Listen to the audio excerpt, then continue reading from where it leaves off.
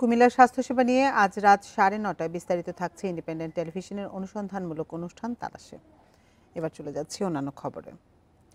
শাহজালাল বিমানবন্দরে থার্ড টার্মিনালের আলাদা রানওয়ে না থাকায় উড়োজাহাজ চলাচলে জট তৈরির সংখ্যা দেখা দেবে বলে মন্তব্য করেছেন এভিয়েশন বিশেষজ্ঞরা। তারা বলছেন থাকা উচিত ছিল প্যারালাল রানওয়ে।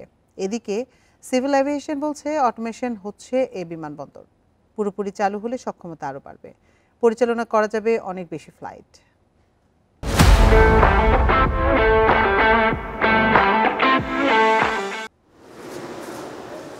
বিমানবন্দরের থার্ড টার্মিনাল আকাশপথে যোগাযোগের নতুন যুগের সূচনা করবে এমন প্রতিশ্রুতি দিয়েছিল বিগত সরকার। তবে চালুর আগেই নির্মাণ খরচ, সক্ষমতা ও কার্যকারিতা নিয়ে উঠেছে প্রশ্ন।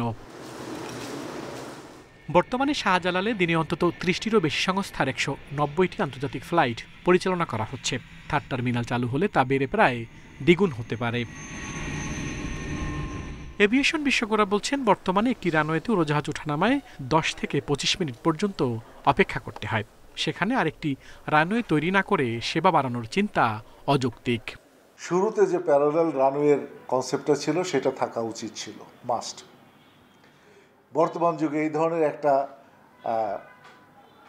যেখানে এক্সপেক্ট করা যাচ্ছে ২০ থেকে ৩০ মিলিয়ন প্যাসেঞ্জার অ্যানুয়ালি করবে, সেখানে সিঙ্গেল রানওয়ে দিয়ে ইম্পসিবল।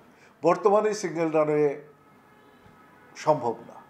প্রকল্পে দ্বিতীয় আরেকটি রানওয়ে করার প্রস্তাব থাকলেও পরে সেটি বাতিল করা হয়। সিভিল এভিয়েশন কর্তৃপক্ষের দাবি, বিমানবন্দরকে ম্যানুয়াল পদ্ধতি থেকে অটোমেশনে কনভার্ট করা হয়েছে, তাই একটি রানওয়ে দিয়ে উড়োজাহাজ পরিচালনায় কোনো শঙ্কা দেখছেন না তারা। কমপ্লিটলি অটোমেটেড সিস্টেমে যাচ্ছি, সেই সিস্টেমে তো একটা আপনাকে ধীরে ধীরে যেতে হবে। এই ট্রানজিশন যেন সুন্দর এবং স্মুথ লাগে হয়, সেই জন্য কিন্তু আমরা একটা প্রোগ্রাম করে গত 3 দিন ধরে অলরেডি অপারেশন শুরু হয়েছে এবং কন্টিনিউয়াসলি অপারেশন চলতে থাকবে। 2টা টাওয়ার থেকে কন্টিনিউ অপারেশন হচ্ছে, একটা হলো আগের টাওয়ার থেকে, একটা হলো নতুন টাওয়ার থেকে, যেটা হলো অটোমেটেড টাওয়ার। তো 2টা টাওয়ার থেকে হলে আমাদের কন্ট্রোলাররা যাদের ইয়েগুলো আছে আস্তে আস্তে সুইপ করে একটা সময় by October will be CNS এবং এটিএম যে সিস্টেম আছে ফুলি অটোমেটেড হয়ে যাবে, ইন্টিগ্রেটেড হয়ে যাবে এবং আমরা কমপ্লিট অপারেশন করব। থার্ড টার্মিনালের প্রায় শতভাগ কাজ শেষ, চলছে সর্বশেষ কিছু সরঞ্জাম বসানো এবং ভিআইপি অংশের ভেতরের অল্প কিছু কাজ।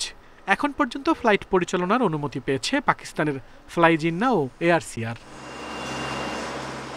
আল আমিন হোসেন, ইন্ডিপেন্ডেন্ট নিউজ, ঢাকা।